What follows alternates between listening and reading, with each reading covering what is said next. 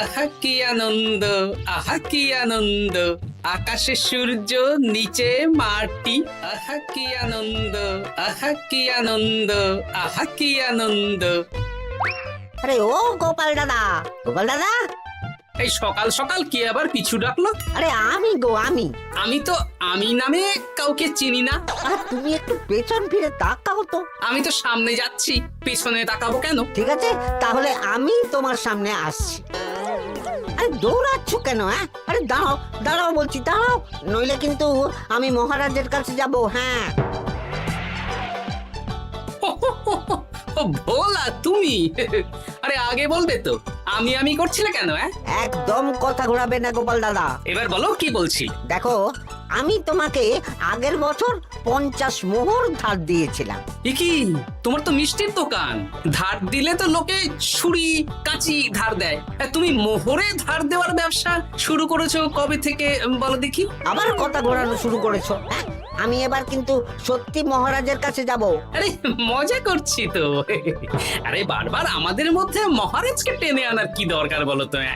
সে না হয় টানলাম, তবে তুমি ওই আমার 50 মোহর সুদ সহ কবে ফেরত দেবে বলো তো?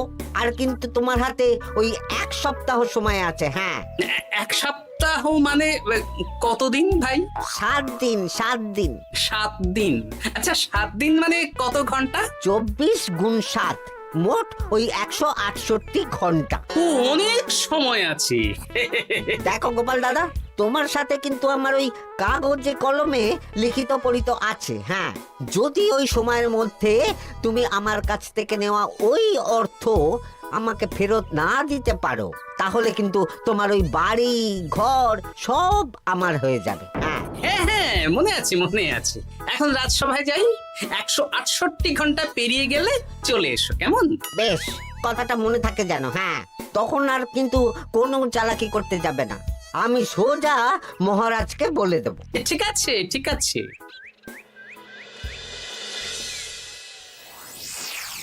দেখুন মহারাজ, নিজের চোখেই দেখুন, সবাই হাজির, শুধু গোপাল ধা।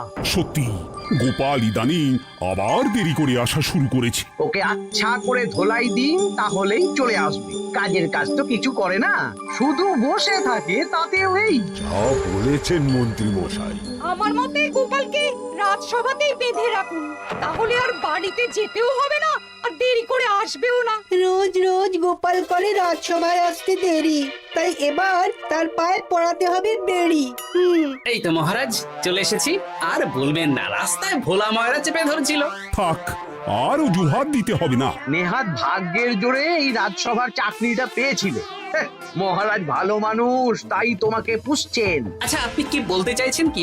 আমি বলতে চাইছি যে মহারাজ যদি তাড়িয়ে দেন, তাহলে তোমার কি কিছু করে খাওয়ার যোগ্যতা আছে গোপাল? আপনার নিজের যোগ্যতা আছে? আছে বলেই মুখ ফুলিয়ে বলছি।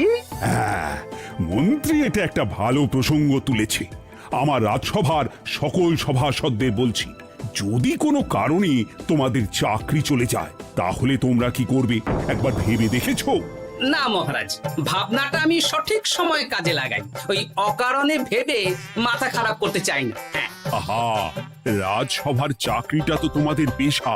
এই পেশার বাইরে তোমরা কে কি করতে পারবে? দেখুন মহারাজ, আমি তো ভেবেই দেখেছি যে যদি রাজসভার চাকরি না থাকতো, তাহলে আমি ব্যবসা করতাম। আমি মহারাজ যদি বিজ্ঞানী না হতাম, তাহলে শিক্ষা দান করতাম। আমি তো ছবি আঁকতাম, কলম না থাকলে আমি তুলি ধরবো। আমি কামারশালায় কাজ করতাম। আমার তো ছোটবেলায় মূর্তি বানানোর শখ ছিল, আমি মৃৎশিল্পের কাজ করতাম। কি গোপাল, এবার তুমি বলো। সবাই তো কিছু না কিছু বিকল্প ভাবনা চিন্তা করে রেখেছে। দেখুন মহারাজ, অনেক ভেবে দেখলাম আমার কাজ তো ভাড়ামো, তাই আমি লোক হাসিয়েই পয়সা রোজগার করব। আর বিশেষ কোনো গুণ তো আমার মধ্যে খুঁজে পাচ্ছি না মহারাজ। বেশ, আমি একটা ছোট্ট পরীক্ষা নেব। আজকের পর থেকে আগামী 7 দিন, আর এই 7 দিন তোমরা তোমাদের যা মন চায় সেটা করে রোজগার করবে। আমি তো খেতে ভালোবাসি। তাহলে খাবে। গোপাল হয় মুখ খুলে থাকে, নইলে চোখ বন্ধ করে। ও শুধু দুটো কাজই ভালো করতে পারে। আর সপ্তম দিনের শেষে বিচার হবে কে কত রোজগার করেছে। যার রোজগার সবচেয়ে বেশি হবে তাকে আমি দেব 100 মোহর উপহার। আর মহারাজ, যে সবচেয়ে কম রোজগার করবে তার বেতন থেকে আগামী 10 মাস 10 মোহর করে কাটা হবে। কি রাজি তো? হ্যাঁ, রাজি রাজি। আমি জানি যে গোপাল ফুটো করিও রোজগার করতে পারবে না, তাই গোপালই হারবে। বেশ, আর যদি অন্য কেউ হারে? তাহলে আমি নিজের বেতন থেকে তাকে আগামী 10 মাস 10 মোহর করে দেব। ব্যাস, এবার তোমরা কাজে লেগে পড়ো।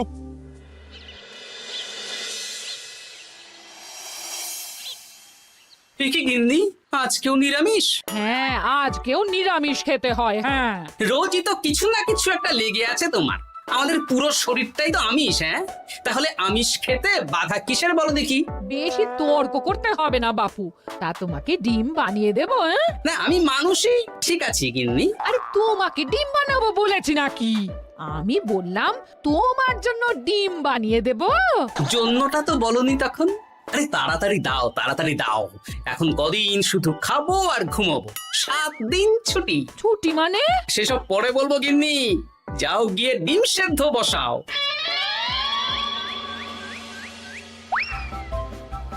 আরে করছোটা কি? বাড়িতে যা মোহর আছে সব তুলে কোথায় নিয়ে যাচ্ছ? আড়ত বাজারে। কেন কেন? তুমি আড়তে গিয়ে কি করবে? আড়তটাই কিনে নেব। কেন? তাহলে খোলা বাজারের সব ব্যবসায়ী আমার কাছে আসতে বাধ্য হবে, আর আমি ভালো মুনাফা রেখে সব বিক্রি করব। এ কি? রাজবাড়ি সুখে চাকরি ছেড়ে দিলে নাকি? না না না, এখন 1 সপ্তাহ ব্যবসা করে মহারাজের কাছে আমার যোগ্যতা প্রমাণ করব। সব পরে বুঝিয়ে বলবো। হ্যাঁ, আমি আপনাকে সব শিখিয়ে দেব। তাহলে ভাই ওই আগামীকাল সকাল থেকে কাজে লেগে পড়বো, কেমন? তাহলে বুঝতে পারলেন তো যে কি করতে হবে? হ্যাঁ হ্যাঁ জমিদার মশাই, কবিতা লেখা যেমন আমার পেশা, তেমনি চিত্রশিল্প আমার নেশা। তাহলে তো আর কোনো চিন্তাই নেই। আশা করি খুব সুন্দর ছবি আঁকবেন। আপনি 1 সপ্তাহ পর এই মন্দির চিনতেই পারবেন না। এই নিন আপনার জন্য 50 মোহর অগ্রিম। মন্দিরের চিত্রকলা শেষ হয়ে গেলে আরো 50 মোহর দেব, ঠিক আছে? বেশ।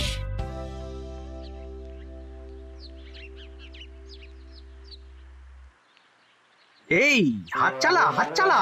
হাত পা সবই তো চালাচ্ছি মন্ত্রী মশাই। আপনি এত শাকসবজি আনাজ দিয়ে করবেনটা কি? আমি এখন 7 দিন কৃষ্ণনগরের বাজার নিয়ন্ত্রণ করব, তাই সব জিনিসপত্র আড়ত থেকে আমি নিজেই কিনে নিয়েছি। এবার সাধারণ বাজারের দোকানদাররা আপনার কাছে আসবে। কাল সকাল থেকে শুধু মোহর গুনবো।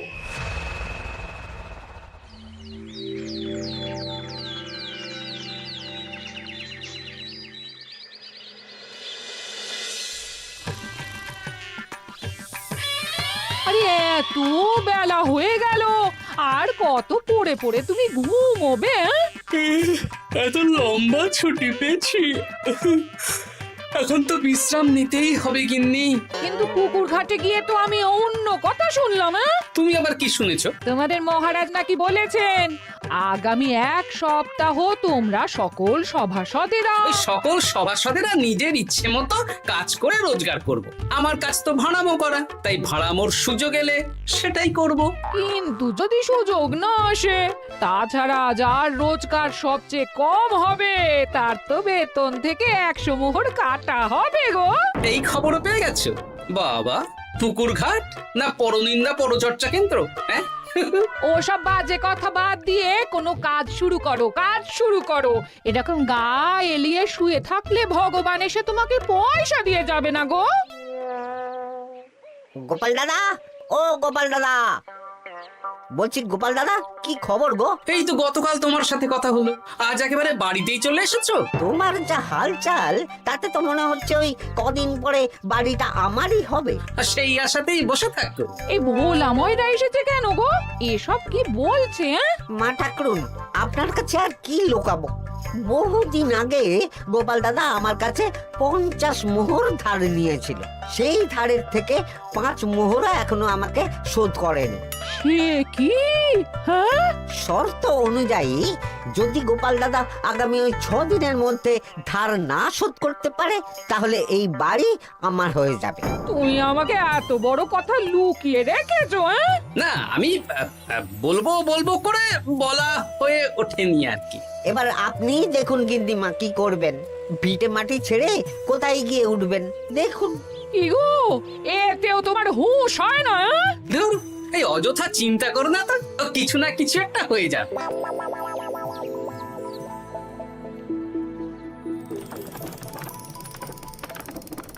বাবা পণ্ডিত মশাই, আপনি তো এর মধ্যেই কাজ শিখে গেছেন। আমি তো ছোট থেকেই মাটির পুতুল বানাতে ভালোবাসতাম। বিভিন্ন দেবদেবীর মূর্তি নিজেই বানাতাম, তারপর পুজো করতাম। আমার পরম সৌভাগ্য আপনার মতন পণ্ডিত মানুষ আমার কুমোর শালায় কাজ করছেন। কোনো কাজে তো ছোট নয়।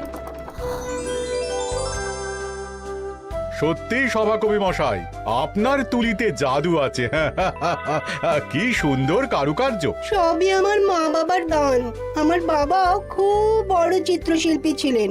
উনি হাতে ধরে আমাকে ছবি আঁকা শিখিয়েছেন। বাহ বাহ বাবা।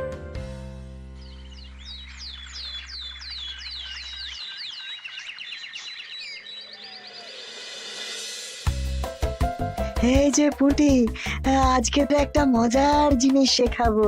কি জিনিস? নয়ের নামটা তো তোরা পড়েছিস। হ্যাঁ, বল তো। 9 একে 9, 9 দুগুণে 18, 3 9 27, 4 9 36। ঠিক আছে ঠিক আছে, এবার থাম। পুরো মুখস্থ। সে তো বুঝতেই পারছি। এবার মজার জিনিসটা দেখ। 9 কে 9, 9 দুগুণে 18। 18 মানে কি? 1 10 8। হ্যাঁ, এবার 1-এর সাথে 8 যোগ কর, কত হয়? 9 3 9 কত? 27। 2-এর সাথে 7 যোগ করলে কত হয়? 9 36-এর 3-এর সঙ্গে 6 জুড়লে 9। আরে বাস, দারুণ তো। হ্যাঁ হ্যাঁ। সত্যি বিজ্ঞানী মশাই, আপনি কি সুন্দরভাবে পড়া বোঝান। এটা তো আমার নেশা।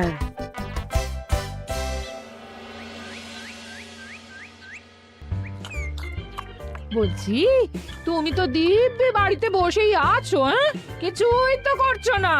সত্যি বলো তো, তুমি ভাড়া মোছাড়া আর কি কিছু করতে পারো? হ্যাঁ, এই আদেশ করতে পারি।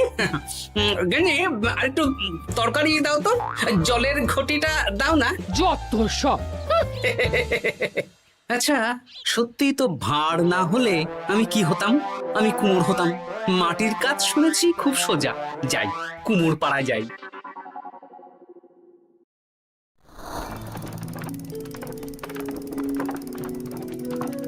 আমার কি সৌভাগ্য, রাজসভার দুজন সভাসদ আমার সঙ্গে কাজ করছে।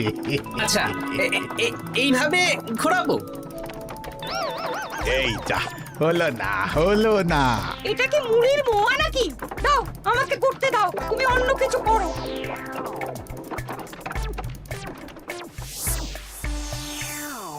বলো গোপাল দাদা, কি দেবো? মুড়ির মোয়া, তিলের নাড়ু? আমি কিনবো না গো, বানাবো। হ্যাঁ, কি বানাবে? ওই মুড়ির মোয়া। কদিনের জন্য আমার একটা কাজ দরকার, বুঝলে? তা বেশ, তাহলে এসো। এই পিছনেই আমার কারখানা, গুড় মুড়ি সব রাখা আছে, বানাও। এই দেখো, এই যে গুড়ের হাঁড়ি আর ওই যে মুড়ির বস্তা, এবারে বানাও। বেশ, আমি তবে সামনে দোকানটা সামলাই।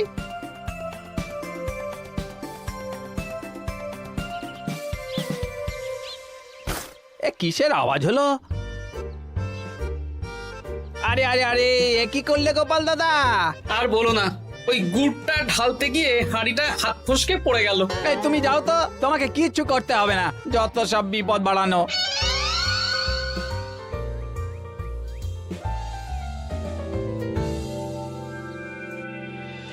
তোমার দ্বারা কিছুই হবে না। হ্যাঁ, সত্যি তো, আমার দ্বারা যে কিছুই হবে না গিন্নি। তাহলে তুমি করবেটা কি? এমন করে বলো না গিন্নি, সবারই খারাপ সময় যায়। আর খারাপ ভালো, যে সামান্য মুড়ির মোয়া বানাতে পারে না তার মুখে এসব মানায় না, মানায় না।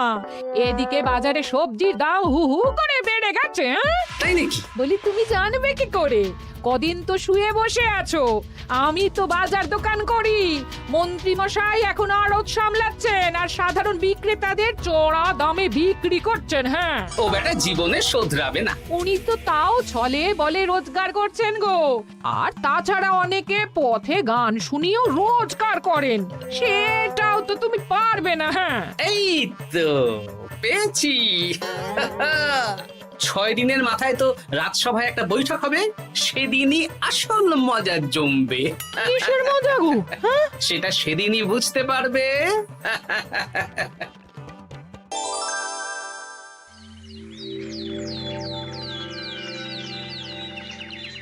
তারপর বলো, আজ তো ষষ্ঠ দিন, আজ অবধি তোমরা কে কত কত রোজগার করেছো? মহারাজ, আমি এখনো অবধি 200 মোহর। বাহ বাহ বাহ! আমি মহারাজ 15 মোহর। হ্যাঁ, আমি 5 মোহর। বিভিন্ন বাড়িতে বাচ্চাদের পড়াচ্ছি, শিক্ষাদান করছি দিনরাত। সেনাপতি, আমি 10 মোহর পেয়েছি, আরো পাবো। আমি 50 মোহর অগ্রিম পেয়েছি, আরো পাবো আগামীকাল। বাহ বাহ বাহ! সবাই তো ভালোই রোজগার করেছো। আর গোপাল, তুমি বলো। মহারাজ, আমি এখনো অবধি কোনো রোজগার শুরু করিনি। আমি আগেই বলেছিলাম গোপাল একটা কানা করিও রোজগার করতে পারবে না। আসলে মহারাজ, আমি আজ সকালেই আমার প্রতিভা খুঁজে পেলাম। তোমার আবার কি প্রতিভা? আমি ভালো গান গাইতে পারি মহারাজ। আমার ছোট্টবেলার ইচ্ছে ছিল আমি রুদ্ধদ্বার সভা করব, গান গাইবো, আর দর্শক বা শ্রোতারা আমার গান শুনে আমাকে পয়সা দেবে। বাহ বাহ বাহ! তা শোনালে না কেন? আমি চাই আপনারা সবাই আমার বাড়িতে আসুন, আমার গান শুনুন। এই না না না না না, তোমার গান শুনে অর্থ ব্যয় করতে পারবো না গোপাল। যদি শোনাতে হয় তো বিনামূল্যে শোনাও। তুমি ভেবেছো কায়দা করে গান শুনিয়ে রোজগার করবে? সেসব চালাকি কিন্তু চলবে না। না মহারাজ, আমার গান শুনতে আসার জন্য একটা কানা করিও খরচ করতে হবে না। আমি বিনা পারিশ্রমিকে গান শোনাবো। বেশ, তাহলে কবে শোনাবে বলো? এখনই চলুন, শুভস্য শীঘ্রম। আবার যেতে হবে কেন? এখনই শোনাও। আমার আবার নিজের বাড়ি ছাড়া প্রতিভা বিকশিত হয় না। বেশ তো, এই কদিন টানা কাজ করেছি, তোমার গান শুনে মনটা যদি ফুরফুরে হয়ে যায় ভালো তো। চলো গোপাল। আসুন আসুন, সবাই ভিতরে আসুন। আসন পাতা আছে, সবাই বসুন। নাও, এবার গান শুরু করো। দাঁড়ান মহারাজ, আমার গান আমি বাইরের লোককে শোনাতে চাই না। কু কু বাবা, আবার কোকিলের মতন আওয়াজ করছে। কু।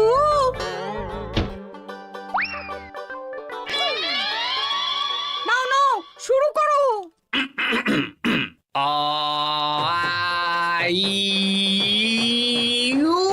ওরে বাবা রে বাবা! আরে এত চিৎকার করছো কেন? থামো থামো থামো! এটা ভালো লাগছে না? অন্য গান শোনাচ্ছি তাহলে। আকাশে মেঘে বাতাসে বায়ু, জ্যোতিষী বলেছে আমার 100 বছর আয়ু। আরে থামো থামো, আরে কান ঝালাপালা হয়ে গেল। না, থামতে আমি পারবো না, গান শুনতেই হবে। ওরে ওরে বাবা রে বাবা, এই কানে তালা লেগে গেল, আমি পালাই।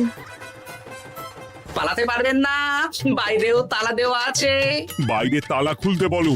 বাইরে বেরোতে হলে প্রত্যেককে 100 মোহর দিতে হবে। আমরা তো আগেই বলে দিয়েছি, তোমার গান শোনার জন্য কোনো পয়সা দিতে পারবো না। এটা তো গান শোনার জন্যে নয়, বাইরে যাওয়ার জন্যে। আমার গান শুনতে আসার জন্যে কোনো অর্থ লাগে না। গান শুনে বাইরে বেরোতে গেলে অর্থ লাগবে, জনপ্রতি 100 মোহর মাত্র। কি জ্বালাতন!